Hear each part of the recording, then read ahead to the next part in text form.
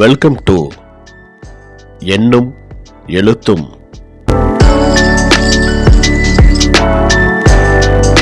அனைவருக்கும் வணக்கம்.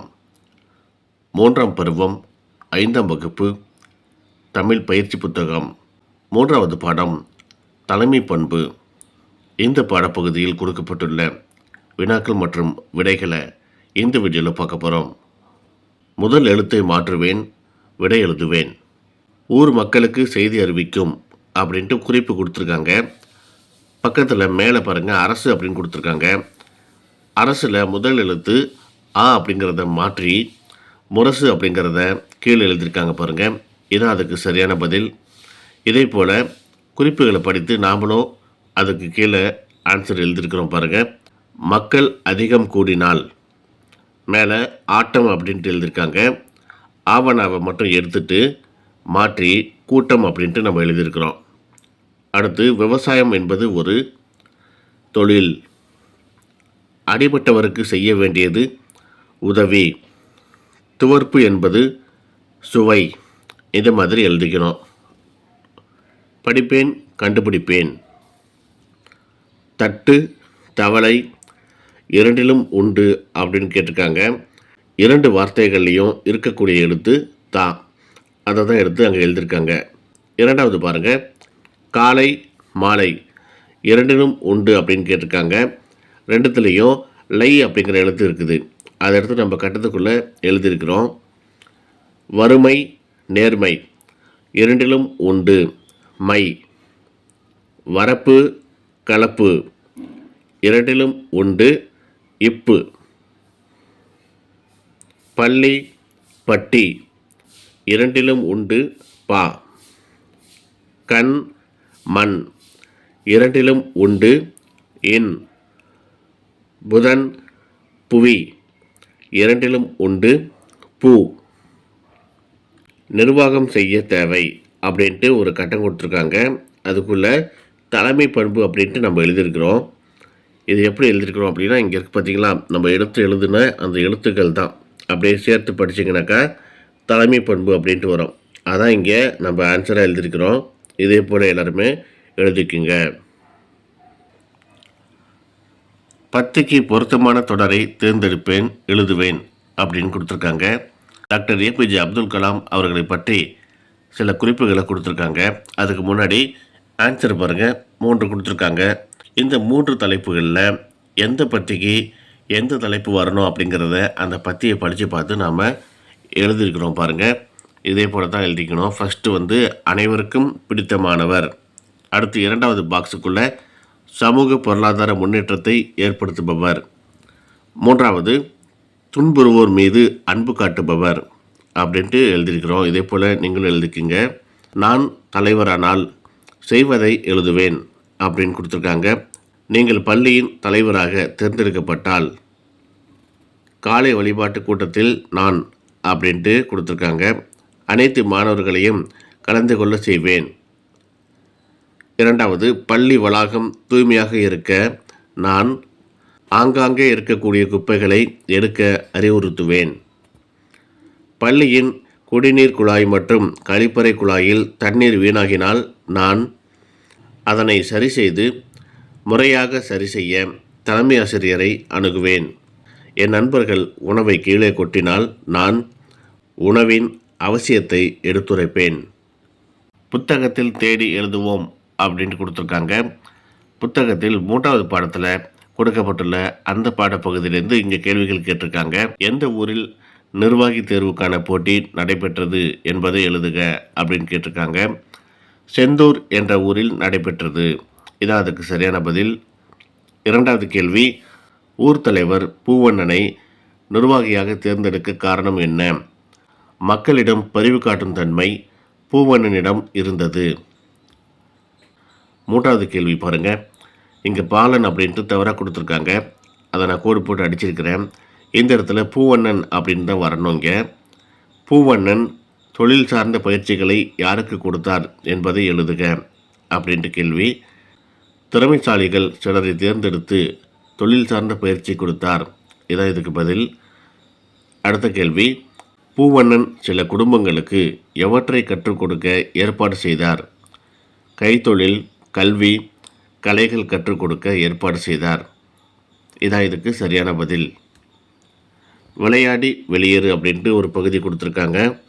இதை படித்து பாருங்கள்.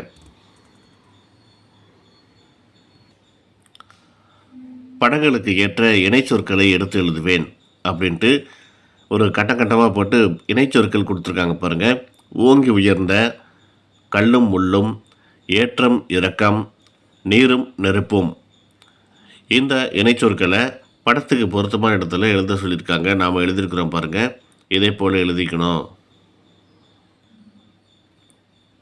அடுத்து படங்களையும் சொற்களையும் கொண்டு தொடர்களை எழுதுவேன் அப்படின்னு கொடுத்துருக்காங்க.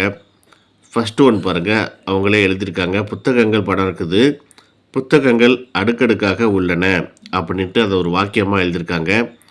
இரண்டாவது பாருங்கள், அணில் மரத்து மேலே ஏறுது, அணில் ஏறி இறங்கி விளையாடுகின்றது அப்படின்ட்டு நம்ம எழுதியிருக்கிறோம். மூன்றாவது, ஆறு படம் இருக்குது, ஆறு வளைந்து நெளிந்து செல்கிறது அப்படின்ட்டு நம்ம எழுதியிருக்கிறோம். நான்காவது படம், குரங்குகள் மரத்தில் விளையாடுது, குரங்கு எங்கும் அங்கும் ஊஞ்சலாடுகிறது அப்படின்ட்டு எழுதியிருக்கிறோம். அடுத்த படத்துக்கு செடி வாடி வதங்கி உள்ளது அப்படின்ட்டு எழுதியிருக்கிறோம். இதே போல் நீங்களும் எழுதுக்குங்க.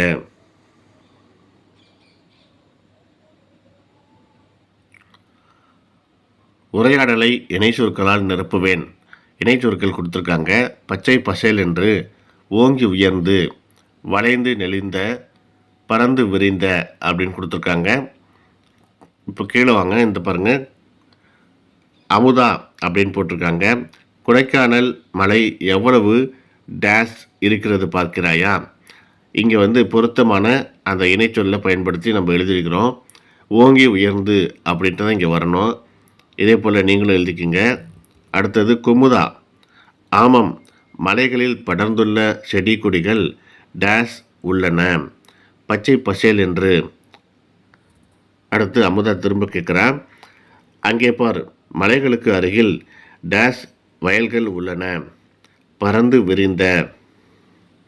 அடுத்து குமுதா, நம் பேருந்து டேஷ் சாலைகளில் அசைந்து கொண்டே செல்வது எனக்கு மிகவும் பிடித்துள்ளது, வளைந்து நெளிந்த அப்படின்ட்டு தான் இங்கே வரணும். அதான் இங்கே எழுதியிருக்கிறோம், பார்த்துக்குங்க.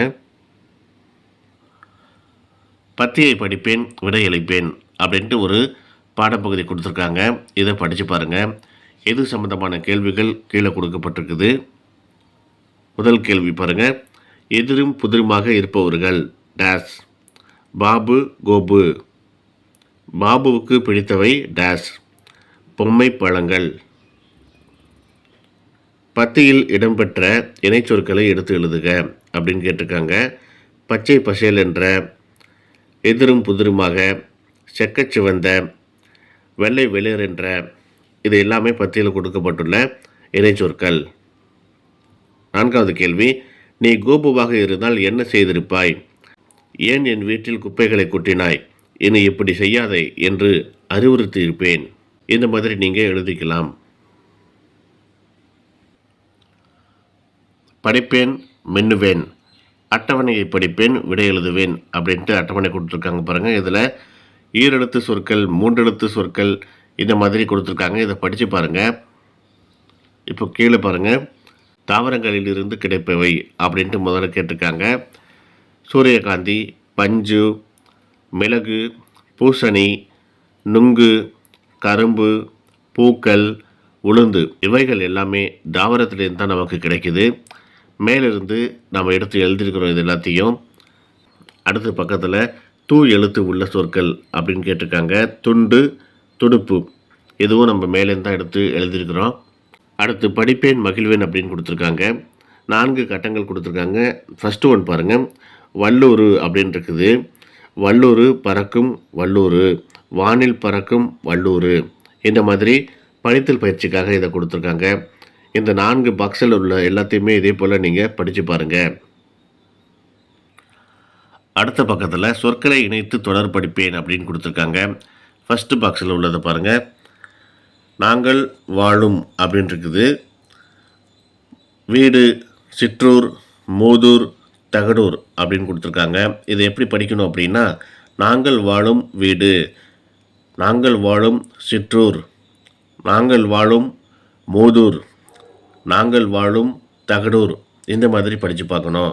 இதே போல் எல்லாத்தையுமே இதே போல் நீங்கள் படித்து பார்க்கணும். இது வாசித்தல் பயிற்சிக்காக கொடுத்துருக்காங்க. அடுத்து படிப்பேன் சிறகடிப்பேன் அப்படின்னு கொடுத்துருக்காங்க. இதையும் நீங்கள் படித்து பாருங்கள். கீழே பாருங்கள். வாத்து உருவாக்க நினைத்தது எது? நீச்சல் குளம். இரண்டாவது கேள்வி, வாத்து குளத்தில் என்ன செய்தது? நீந்தியது. செய்யலாமே, இது எந்த நாள் என்று எழுத தமிழினிக்கு உதவுங்களேன் அப்படின்னு கொடுத்துருக்காங்க. சிட்டுக்குருவிகள் தினம், சுதந்திர தினம், மாட்டுப்பொங்கல், ஆண்டு விழா, குழந்தைகள் தினம், கலை திருவிழா. இந்த விழாக்களின் பெயர்களை கீழே கொடுக்கப்பட்டுள்ள அந்த குறிப்புகளுக்கு பொருத்தமான இடத்துல எழுத சொல்லியிருக்காங்க. நாமளும் எழுதியிருக்கிறோம் பாருங்கள். ஃபஸ்ட்டு சுதந்திர தினம், குழந்தைகள் தினம், மாட்டுப்பொங்கல், கலை திருவிழா, ஆண்டு விழா, சிட்டுக்குருவிகள் தினம். இந்த மாதிரி பொருத்தமான இடத்துல நம்ம எழுதியிருக்கிறோம். இதே போல் நீங்களும் எழுதிக்குங்க. தமிழினிக்கு எழுத உதவுங்கள் அப்படின்ட்டு கொடுத்துருக்காங்க. இவர்கள் எனது நண்பர்கள். படத்தை பாருங்கள். நாங்கள் அனைவரும் விளையாடி கொண்டிருக்கின்றோம் அப்படின்ட்டு அவங்களே எழுதிட்டாங்க. இரண்டாவது படத்தை பாருங்கள். ஊஞ்சல் விளையாடுறாங்க. இது எனது ஊஞ்சல். நாங்கள் அனைவரும் ஊஞ்சல் ஆடுகின்றோம் அப்படின்ட்டு நம்ம எழுதியிருக்கிறோம். அடுத்து மூன்றாவது படத்தில் பாருங்கள். இது எனது சிற்றுண்டி. நாங்கள் அனைவரும் சேர்ந்து உண்போம். நான்காவது படம். இது எங்கள் வகுப்பறை. நாங்கள் அனைவரும் சேர்ந்து படிப்போம். இந்த மாதிரி நீங்கள் எழுதிக்கணும். அடுத்த பக்கத்தில் முன்பிருந்தா பின்பிருந்தா எப்படி படிக்கலாம், தமிழணிக்கு உதவுவோம் அப்படின்னு கேட்டிருக்காங்க. ஃபஸ்ட்டு ஒன் பாருங்கள். இந்த படத்தை முதல்ல பாருங்கள். பிறகு அவங்க கொடுக்கப்பட்டுள்ள அந்த வாக்கியத்தை படித்து பாருங்கள். நரி பிடித்த முயல் அப்படின்னு கொடுத்துருக்காங்க. நரி ஒரு முயலை பிடிச்சிருக்குது. படத்துக்கும் அந்த வாக்கியத்துக்கும் பொருத்தமாக இருக்குது. அப்போ அந்த வாக்கியத்தை சரியாக கொடுத்துருக்காங்க. அதனால் அதை படிக்கலாம், நம்ம நேராகவே படிக்கலாம். முன்பிருந்து அப்படிங்கிறத நம்ம டிக் பண்ணியிருக்கிறோம். இதே போல் பக்கத்தில் பாருங்கள்.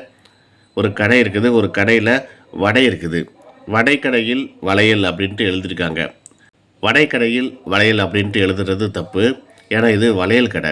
வளையல் கடையில் வடை அப்படி தான் எழுதியிருக்கணும். அப்போ பின்னாடி இருந்து இதை படித்து பாருங்கள்.